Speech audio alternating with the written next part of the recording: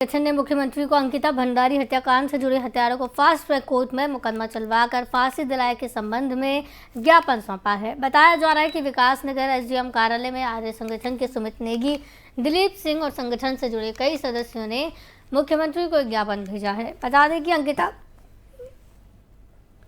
कि अंकिता भंडारी हत्याकांड से संबंधित एसडीएम विकास नगर के माध्यम से भेजा सीएम को ज्ञापन। दरअसल पूरे हत्याकांड में अंकिता भंडारी हत्याकांड को लेकर आक्रोश है। इसी संबंध में आर्य संगठन में भारी आक्रोश देखा गया और आर्य संगठन ने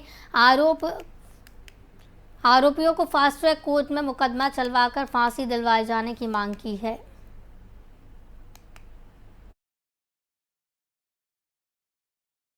प्रदर्शन आप सबके संज्ञान में भी है और पूरे उत्तराखंड के संज्ञान में, क्या पूरे देश के संज्ञान में है।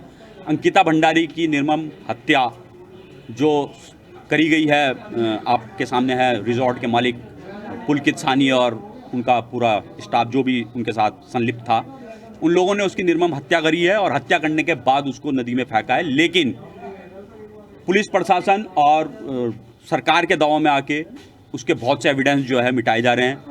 रात को 3 बजे बुलडोजर चलाने का क्या मतलब होता है, ये आप लोग जानते हो। अगर आपने बुलडोजर चलाना ही है उस रिजॉर्ट में, आप दिन में खुलेआम चलाएं ना, डर किस बात का है। लेकिन हम लोगों को ये लगता है कि प्रदेश सरकार और प्रशासन इस मामले में जो एविडेंस उस लड़की के हैं उसको छुपाने की कोशिश कर रहा है और उस हत्यारे को बचाने की कोशिश कर रहा है, जो हत्यारा आज से पहले भी 2-3 मामलों में आपके सब संज्ञान में है कि वो उसमें रह चुका है और उसको बचाने का प्रयास सरकार के द्वारा हो रहा है, जिसको हम बिल्कुल बर्दाश्त नहीं करेंगे।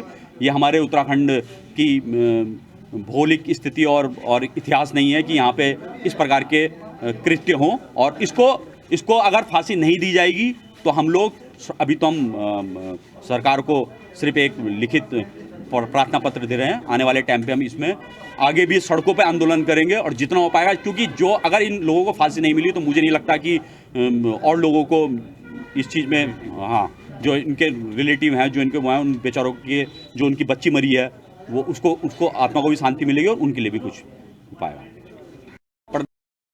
हल्द्वानी में बीती रात अंकिता भंडारी की आत्मा की शांति और उसको न्याय दिलाने के लिए यूथ कांग्रेस के कार्यकर्ताओं ने युवाओं के साथ मिलकर हल्द्वानी के देवल चौड़ चौराहे पर कैंडल मार्च निकाला। तो वहीं उत्तराखंड यूथ कांग्रेस के प्रदेश महासचिव प्रदीप सिंह नेगी ने कहा कि जिस तरीके से ऋषिकेश में अंकिता की हत्या की गई है वो निंदनीय है।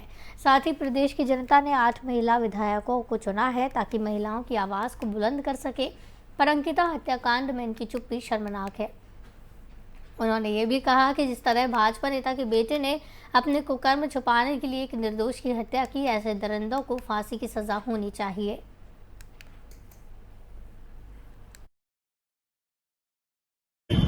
जिस प्रकार से प्रदेश की बेटी और हमारी बहन अंकिता के साथ जो दर्दनाक उसकी हत्या की गई, उसको लेकर, उसकी आत्मा की शांति को लेकर हमारे युवा साथियों ने यहाँ पर कैंडल मार्च निकाला और हम इस कैंडल मार्च के माध्यम से उनकी आत्मा की शांति के लिए यहाँ पर कामना करते हैं और प्रदेश सरकार से गुजारिश भी करते हैं कि उनकी जो कातिल हैं उन्हें जल्द से जल्द फांसी की सज़ा सुनाई जाए।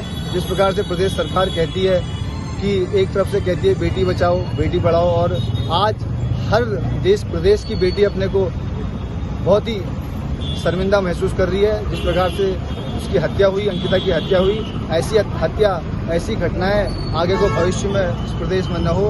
ये देवभूमि है, देवभूमि में ऐसी घटनाएं हो रही हैं तो बहुत ही शर्मनाक घटनाएं हो रही हैं। जल्द से जल्द उसके जो कातिल हैं उनको फांसी सुनाई जाए, तभी प्रदेश की जो हमारी मातृशक्ति है उनको और अंकिता की आत्मा को शांति मिलेगी।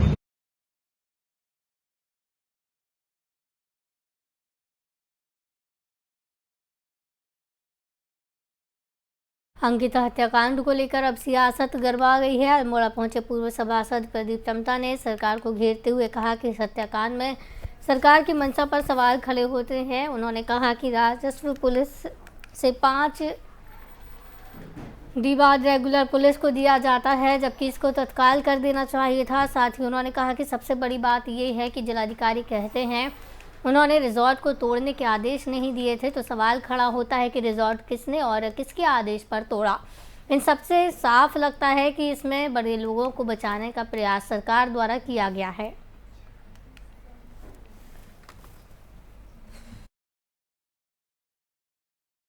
अभियान करेंगे? देखिए, पूरी तरह से जो अंकिता है, एक नौजवान हमारी बेटी जिसको बहुत आगे बढ़ना था, उसके साथ जो जघन्य अपराध हुआ वो किसी भी तरह क्षम्य नहीं है। मैं इसमें राज्य सरकार की भूमिका को शुरू के दिन से आज तक संदेह के घेरे में देखता हूँ। शुरू से ही ऐसा लग रहा है कि अपराधियों को छिपाने की, बचाने की कोशिश सरकार के द्वारा की गई। नहीं तो 5 दिन राज्य की सरकार को, पुलिस को हैंडओवर मामले में न लगते और 5 दिन भाजपा को पार्टी से निकालने में न लगते। आखिर सबसे बड़ा सवाल है कि आज डीएम कहते कि हमने रिसोर्ट को ढहाने की अनुमति नहीं दी थी, तो किसने ढहाया, किसके ऑर्डर पर ढहाया? अभियुक्तों को बचाने की साजिश के तहत क्या उनके खिलाफ एफआईआर दर्ज हुई? क्या उनको भी गिरफ्तार करेंगे? ये बड़ा प्रश्न। उस अंकिता बेटी के साथ न्याय मिले, इसमें राज्य सरकार की भूमिका को निपटारा पर संदेह व्यक्त है। एक इस उदाहरण से कि राज्य में अपराध बढ़ रहे हैं, हमारी पुलिसिंग सिस्टम जो पुरानी है ग्रामीण क्षेत्र में, कुमाऊं व गढ़वाल में, ये जो रेवेन्यू पुलिस सिस्टम, ये समय आ गया है, इस पर पुनर्विचार किया जाए। इसको विड्रॉ करने का ये क्षण आ चुका है। उत्तराखंड में अंकिता हत्याकांड के बाद अब नए सिरे से महिला सुरक्षा को लेकर बहस शुरू हो गई है। बता दें कि होटल और रिजॉर्ट में कार्यरत महिलाओं की सुरक्षा के लिए प्रदेश में जल्द नियमावली बनाई जाएगी। प्रदेश के पर्यटन मंत्री सतपाल महाराज ने इसके लिए निर्देश दिए हैं। सतपाल महाराज ने कहा कि नियमावली में प्रावधान बनाए जाएंगे। होटल, रिजॉर्ट और गेस्ट हाउस में काम कर रही महिलाओं का पूरा ब्यौरा रिकॉर्ड में रखा जाएगा।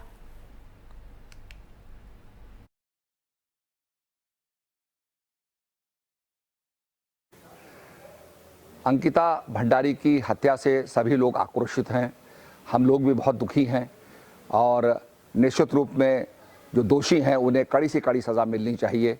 फास्ट ट्रैक कोर्ट से इसका निर्णय जल्दी से जल्दी होना चाहिए ताकि लोगों को सबक मिले कि ऐसे निर्मम हत्या करने से, ऐसे जघन्य अपराध करने का क्या परिणाम होता है। इसके साथ साथ मैंने पर्यटन विभाग को ये भी निश्चित निर्देश दिए। शायद सतपाल महाराज जी अनभिज्ञ हैं इस बात से कि हमारी कांग्रेस की सरकार ने 2012 में लोकसभा में ऑलरेडी एक वुमेन सेफ्टी एक्ट पास किया हुआ है, प्रोटेक्शन, प्रोहिबिशन और रिड्रेसल। ऐसे में दिक्कत यह है कि महिलाओं को समझाने के लिए, जागरूक करने के लिए कहीं कोई ऐसा प्लेटफॉर्म नहीं है। जगह जगह पर नेताओं के होर्डिंग, बैनर, पोस्टर की जगह पे हेल्पलाइन नंबर्स होने चाहिए। महिलाओं को पता होना चाहिए कि जब हमारे साथ अंकिता जैसी कोई हरकत कोई करे, कोई दबाव बनाए, तो हमें सही डायरेक्शन में किसका दरवाज़ा खटखटाना है। अंकिता के केस में हमने देखा, क्योंकि अंकिता को पता नहीं था कि मैं किससे अपना दर्द साझा करूं, तो वो अपने दोस्त से कर रही थी, जिससे काफ़ी बातों का खुलासा हुआ। निश्चित रूप से इस जघन्य कांड के बाद ये महसूस किया जा रहा है कि उत्तराखंड के अंदर, क्योंकि जंगली एरिया है, बहुत दूर तक कोई आबादी नहीं होती है रिसोर्ट के, और सुनसान स्थान है, पहाड़ी एरिया है, पहाड़ों पर भी रिसोर्ट हैं, बहुत दूर दूर के भूगोल भी बड़ा कठिन है। इसलिए सरकार अब इस दिशा में आगे बढ़ रही है कि इसलिए सख्त नियमावली बननी चाहिए। कल इस संबंध में पर्यटन मंत्री ने भी जो पर्यटन सचिव हैं सचिन कुर्बे जी को, उनको निर्देश दिए हैं कि इसके लिए एक नियमावली तैयार की जाए। जो महिलाएं जिस रिसोर्ट अथवा जिस होटल, इन जिन स्थानों पर काम कर रही हैं, उनका रिकॉर्ड पूरा रखा जाए और उनकी सुरक्षा के लिए क्या पुख्ता इंतजाम किए जा सकते हैं, उसके लिए सख्त से सख्त नियमावली की आवश्यकता है। खबरों का सिलसिला लगातार जारी रहेगा। मुझे दीजिए इजाजत। नमस्कार।